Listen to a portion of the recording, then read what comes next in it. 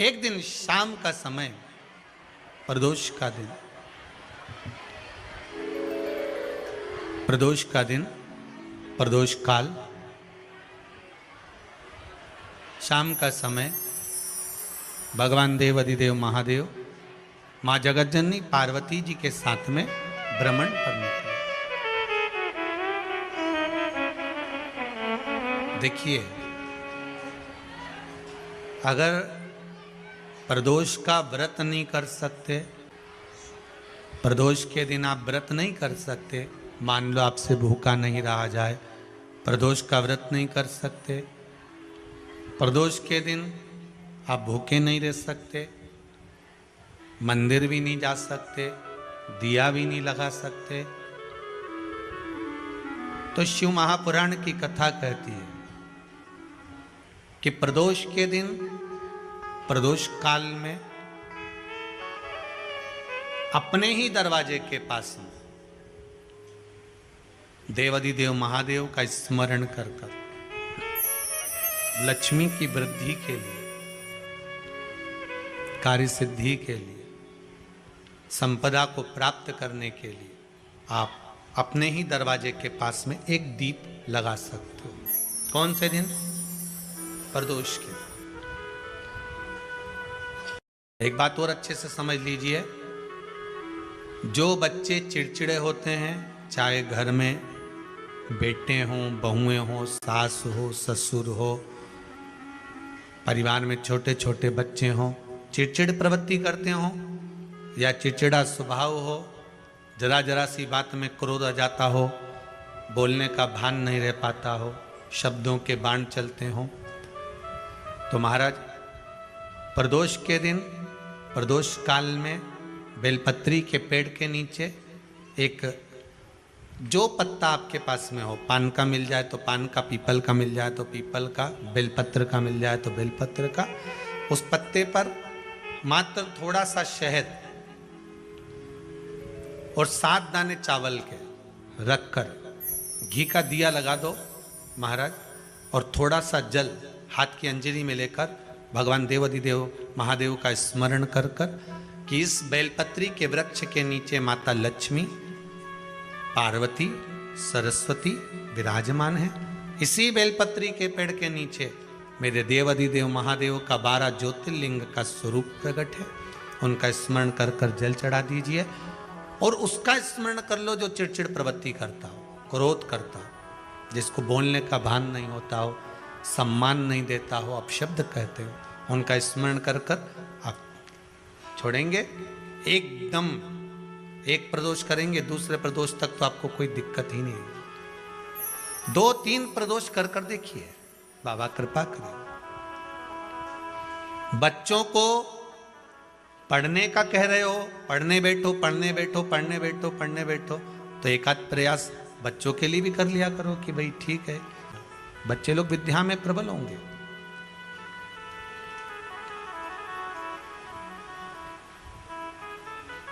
शिव उपासना का जो फल है वह 1000 गुना।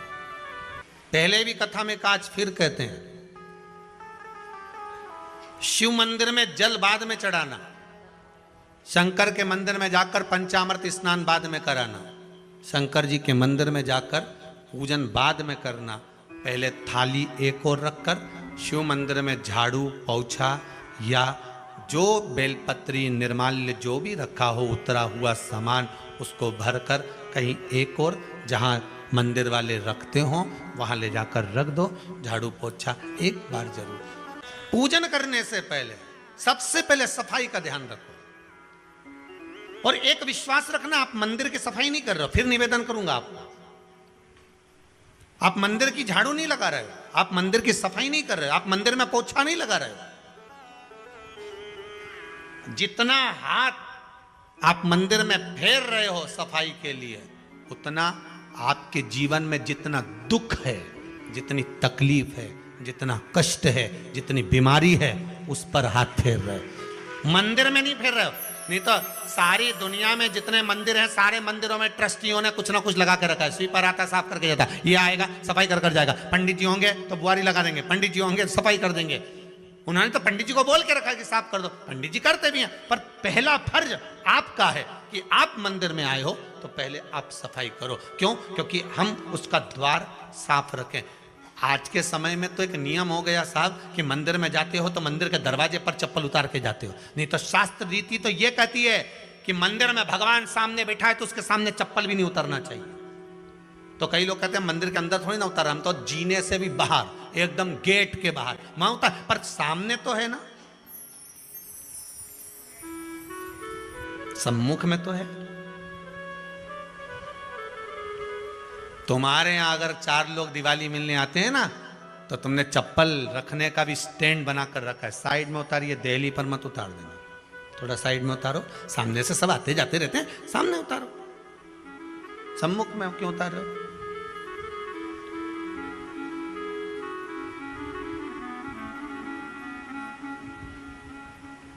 थोड़ा द्वार पे से दूर उतारिए।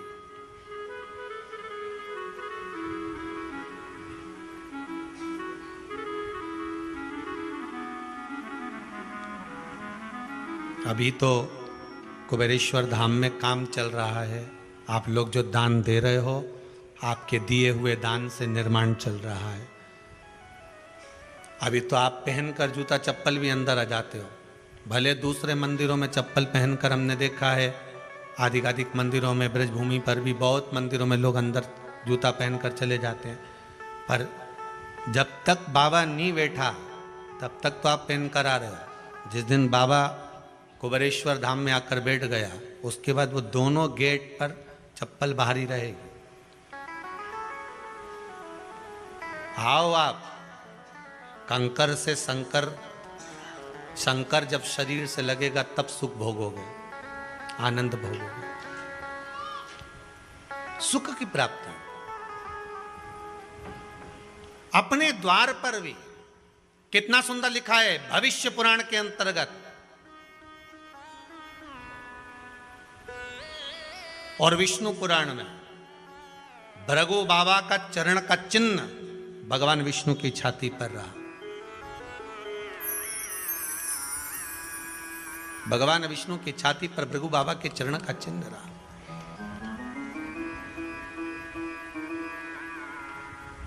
चरण का चिन्ह। अब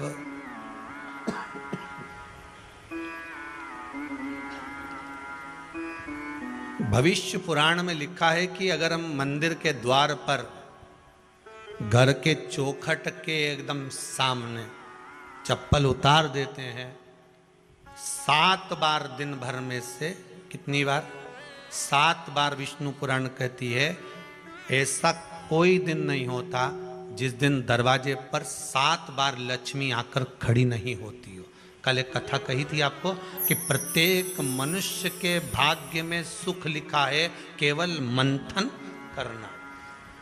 भविष्य पुराण कहती है 7 बार लक्ष्मी प्रत्येक मनुष्य के दरवाजे पर जाकर खड़ी होती है, पर द्वार पर चप्पल पड़ी होने के कारणवश वो लौट कर चली जाती है। बहुत ध्यान दीजिएगा महाराज, थोड़ा सा आपको बुरा लगेगा, लग जाए, पर शिव पुराण है, जीवन संवार देगी तो अच्छी बात है, जीवन संवार दे तो अच्छी बात है। मंदिर के द्वार पर हम जब चप्पल छोड़ते हैं, जिस मंदिर की चौखट पर चप्पल छोड़ी है, आप जितनी देर आराधना में लगे रहते हैं उतनी देर तक आपकी चप्पल पर जितने लोग लांग कर जाते हैं, जितने लोग लांग कर प्रवेश करते हैं, उसका भी दुख आपके भाग्य में आता चले जाता है। ध्यान दीजिएगा जरा, चप्पल का भविष्य पुराण में पढ़िएगा कवि की पादुका का महत्व क्या है, पादुका किस ओर उतारना चाहिए, पादुका को कहाँ रखना चाहिए, किस जगह पर बुआरी झाड़ू को रखना चाहिए, किस जगह पर चलनी को रखना चाहिए, सुई उस सुई को जिस हाल में सब बैठते हैं उस हाल में क्यों रखा जाता है? सुई तो इतनी सी है, पर जिस हाल में सब बैठते हैं उस हाल में ना तो झाड़ू रखते हैं, उस हाल में ना चलनी रखते हैं। भैया क्यों नहीं रखते?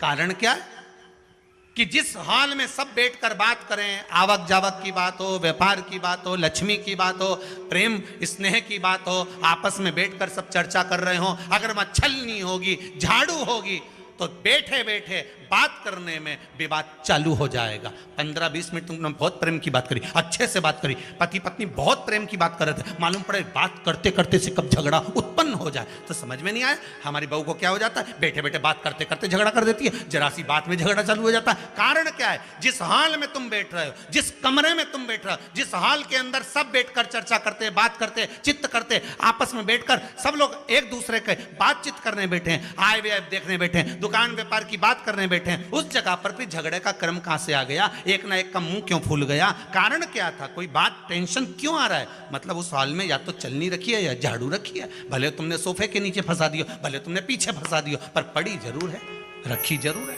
कहीं ना कहीं पड़ी होगी। क्यों कहते हैं कि जिस हाल में आप बैठ रहे हो, जहां पर आप संपदा की बात कर रहे हो, दौलत की बात कर रहे हो, व्यापार की बात कर रहे हो, व्यवसाय की बात कर रहे हो, उस हाल में अगर कहीं कैलेंडर टंगा हो, कोई सामान ऐसा रखा हो, कोई पर्दा ऐसा लगा हो, कोई चीज ऐसी लगी हो, तो उसमें एक सुई उसमें रख दीजिए। क्यों कहते हैं, हमारे यहां दूल्हा भी जाता है ना, तो उसका जो साफा बनता है या जूता उसको पहनाते हैं, उस तक में पिन टच करके भेज देते हैं। बोलो सही है कि गलत है? दूल्हा तोरण लगाने जा रहा है, दूल्हा तोरण देने जा रहा है, तो उसके जूते में भी पिन घुसेड़ कर भेजते हैं, पिन लगाकर भेजते हैं, उसके साफे में पिन लगाकर भेजते हैं। एक भले सुई नहीं लगाएंगे तो आलपिन लगाकर भेज देंगे। क्यों भेजते हैं, उसका कारण क्या, कि लक्ष्मी को लेने जा रहा है, संपदा लेने जा रहा है, और जिसको वो ब्याह करने जा रहा है उसका संबंध सुई और धागे के संबंध जैसा हमेशा सिला हुआ होना चाहिए, उधेड़ा ना जाए, कैंची जैसा कटा हुआ नहीं होना चाहिए। एक एक प्रमाण को जरा देखो तो। पर दुनिया के लोग कहते हैं साहब हमारे यहाँ तो सुख नहीं है, शांति नहीं। शांति तुमने भंग करी, कोई दूसरा भंग करा। चप्पल उतार दी दरवाजे पर, मंदिर के द्वार पर। हम तो यहाँ तक कहेंगे पशुपति व्रत करने जा रहे हो, पशुपति व्रत को धारण करने जा रहे हो, एक सोमवार मत पहनो चप्पल, जब मंदिर जा रहे हो तब दिन भर पहनो, मंदिर जाओ मत पहनो। कोई जरूरी है कि मंदिर पहनने चप्पल पहनना जरूरी है? मत पहनो। मंदिर के द्वार पर जहां भगवान विराजे हैं उसके द्वार पर अगर आपने चप्पल उतारी है, आप तो अंदर चले गए, पर जितने लोग लांग रहे हैं उसका मालूम, उसका स्मरण कितना कितना गया। छाता, चप्पल, आसन, मांग का टीका, इसका भी वर्णन पहले कर चुके हैं कथाओं में, आप लोगों ने सुना होगा। छाते का भी वर्णन किया, किसी का छाता बारिश में तुम लेकर आ गए, पानी गिरने लगा, जी जी तुम्हारा छाता देना, छाता तो लेकर आ गए, पर जितने दिन तुम्हारे घर में रखा हुआ है उतना दिन तक हिसाब लगा कर रखना कि 15 दिन रखा तो तैयारी रख लेना, 15 दिन में कितने घंटे हुए, कितने घंटे कितने पल, उतना आपको दुख भोगना पड़ेगा। दूसरे का छाता आया, इसलिए कोई प्राण छोड़ता है, मरता है, तो उसके पद में यही सब चीजें देना पड़ती। क्या क्या बोलते जाओ, छाता, चप्पल, आसन, माला, सब देना पड़ता है। बोलो देते कि नहीं देते? तो क्यों देना पड़ता है छाता? क्या काम का कि छाता देना पड़ेगा? क्या व्यक्ति 24 घंटे क्या धूप में रहता था कि पानी में रहता था जो छाता देना पड़ेगा? चप्पल क्यों देना पड़ेगा? किस लिए देना पड़ेगा? उसका शास्त्र प्रमाण।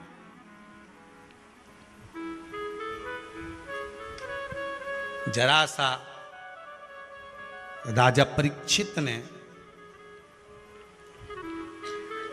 जरासंध के मुकुट को सिर पे पहन लिया था और बुद्धि बदल गई थी। शमीक बाबा के गले में मरा हुआ सर्प डाल दिया था। सही है कि गलत है? केवल मांग का टीका अर्थात सिर पर मुकुट बदला और काम हो गया। बहुत ध्यान देना पड़ता है महाराज, बहुत ध्यान देना पड़ता है।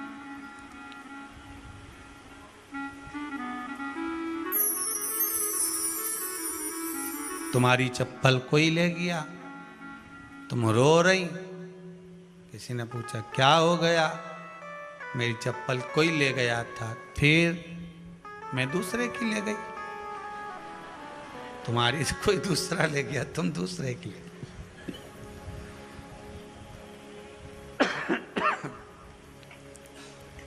नहीं भाई,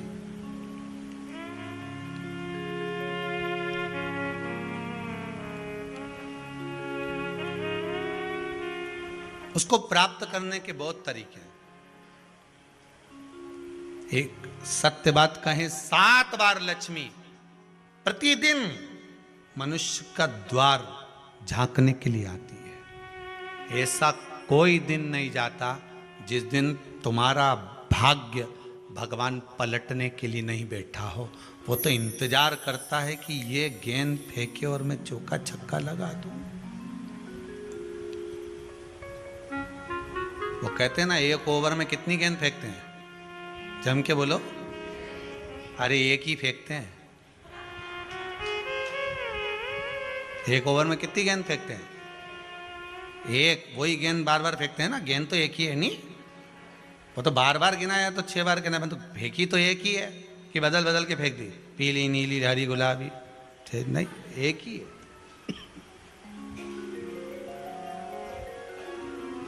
बदल बदल कर आया, गेंद एक ही थी, फिर फेंका कि ये तो वाइट निकल, फिर फेंकी, गेंद वही है, गिनती में 6 जा रही है।